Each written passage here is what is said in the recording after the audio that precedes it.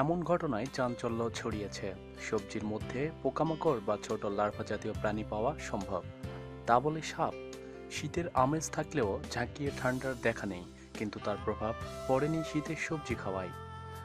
বাজারে গেলেও দেখা যাচ্ছে দোকানিরা থরে থরে সাজিয়ে রেখেছেন শীতের সবজি। এই সবজির মধ্যে সবচেয়ে বেশি ভালোবাসা অবশ্যই কপিতে।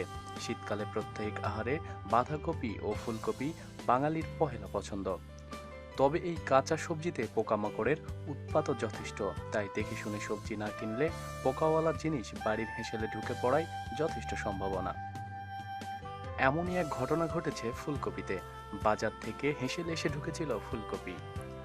রান্নাঘরে তরকারি কাটারও তোড়জোড় শুরু হয়ে গিয়েছিল, কিন্তু ফুলকপির ডাঁটা কাটতেই আতঙ্কে পরিমরি ছুট। কারণ ফুলকপির তলায় ডাঁটার ফাঁকে জড়িয়ে আস্ত সাপ। ফুলকপির মধ্যে এই আস্ত সাপের ছবি এখন ভাইরাল হয়েছে সোশ্যাল মিডিয়ায়। রাজ্যের কোথায় এই ঘটনা ঘটেছে তা জানা যায়নি।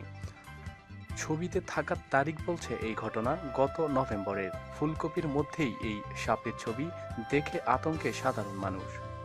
শুধু ফুলকপি নয়, অন্যান্য সবজিও দেখে কেনা উচিত বলেই সোশ্যাল মিডিয়ায় মতামত দিয়েছে সাধারণ মানুষ। ঘটনা সম্পর্কে খুব বেশি তথ্য পাওয়া যায়নি, তবে সোশ্যাল মিডিয়া সূত্রে খবর ঘটনাটি বড়ইপুরের কাছের কোনো একটি জায়গায় ঘটেছে। সম্ভবত হাঙ্গুরের হাট থেকে ফুলকপি কেনা হয়েছিল। তবে কী ধরনের সাপ ফুলকপিতে পাওয়া গেছে তা জানা যায়নি।